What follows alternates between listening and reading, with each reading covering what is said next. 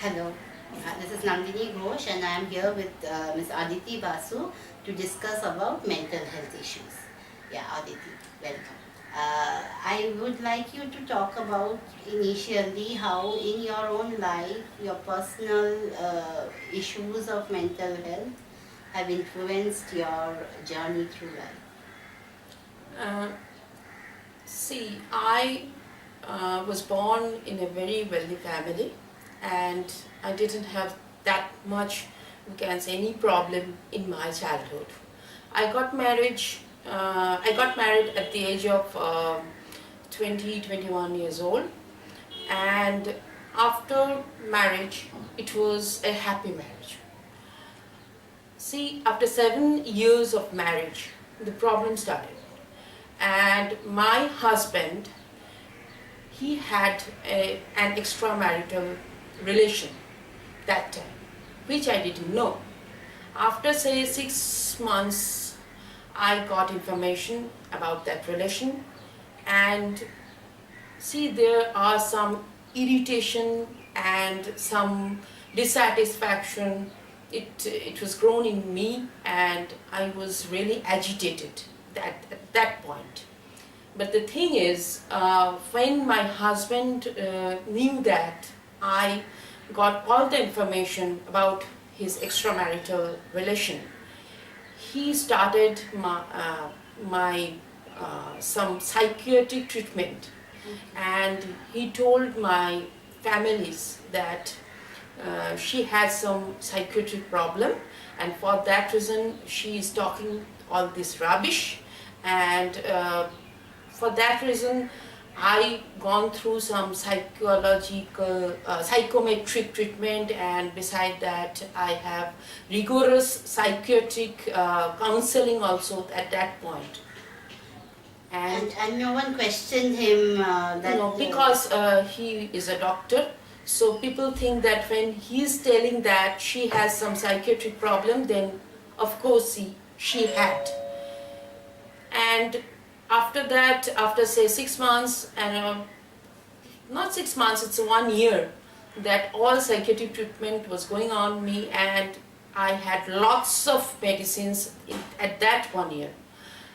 After 1 year, when he feel that, okay, what he wants, that I just forget everything about his extramarital relation, and I've started again a new life with him, and I've forgotten everything. When he saw that, okay, it's not happening, then he just put me in one psychiatric asylum for 1 month. And after 1 month, I had some physical problem there, and I had some growth in my tongue and lips, and for that reason I cannot eat properly at asylum, and for that reason I was released from that asylum after 1 month. Into the care of your family. Into the care of my family. And when I was released, I feel that if I was fit again, then again my husband put me in that asylum. So after say 2 to 3 months, I left my matrimonial home, and I started staying with my sister. But my husband didn't leave me so easily.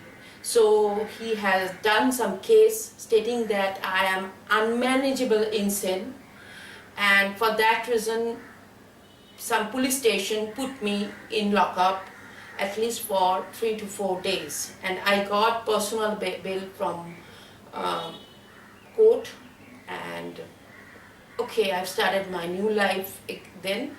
I have done some course in computer, I have done my MA in psychology, I have done my MA in sociology, and I have started my career first in sales, then in official job, and then at 2003 I have joined NGO.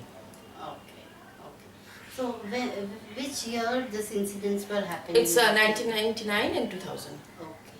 I would like to go a little bit back. I mean, since you were talking about your experiences of mental health issues, when your husband had put you on those drugs, you know, because those drugs make a person feel sleepy, feel slow, Right, sluggish. absolutely. Uh, how did your life change? Because that is a big change, na? From being a person who is in charge of everything and then becoming a person who's not allowed to take charge. Right.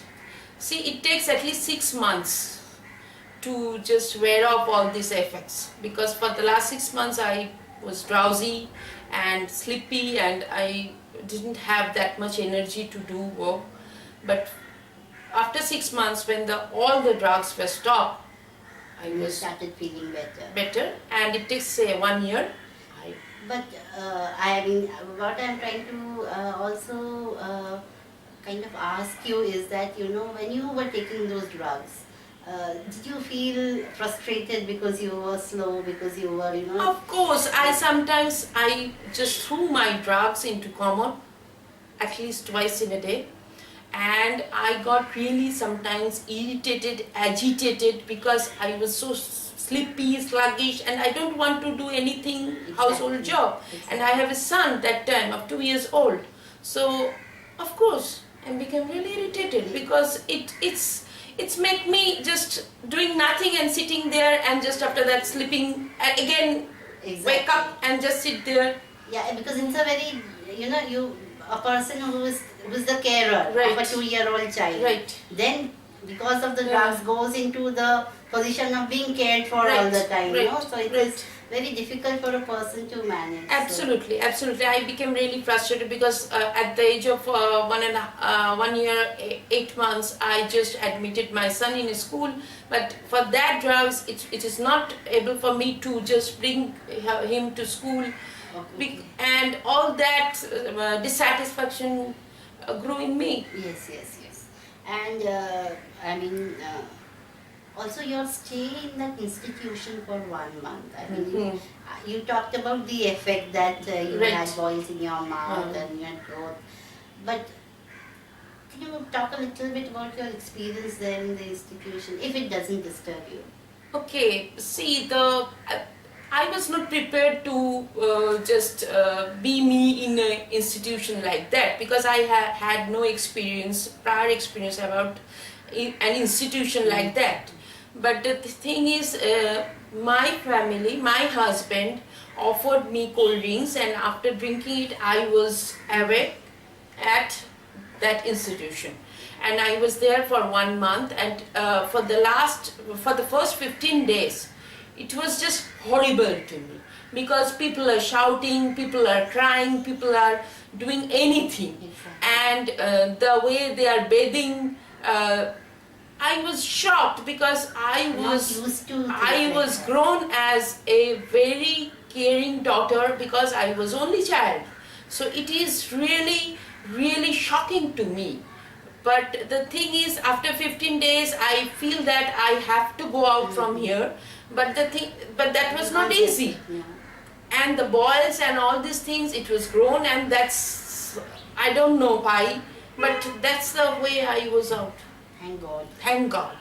Because that time it was really painful for the say 4 to 5 days. I couldn't eat properly, but it helps me to. And what about your parents, your natal family, your sister? My father was really sick, and he had glaucoma, and he was totally bedridden at that time. My mother was also very ill that time, so it was not possible for them to help me anyway. And the way my husband did all these things, they were just helpless. Because it's an all-in certificate, and when I was arrested by PS, there they produced one certificate. They're only written that the disease is mood disorder. And I feel that every people will have mood disorder from time to time. From time to time. It's not a.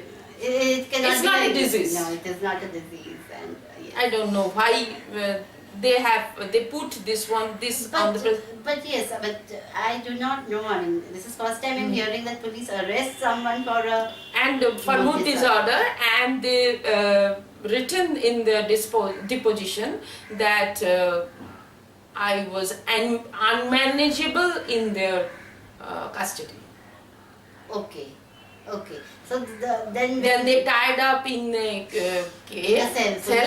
police cell, and they simply don't know how to manage me.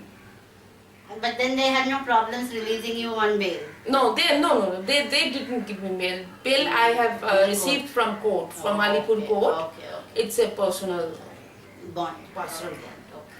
Then how has your journey been after that? After the first 6 months, it was really a struggle for me, and that time I've started doing that tuition and all these things for my earning. And after that, I finished a course on computer from NEET, and I've joined a company from NEET. That was, and from that on.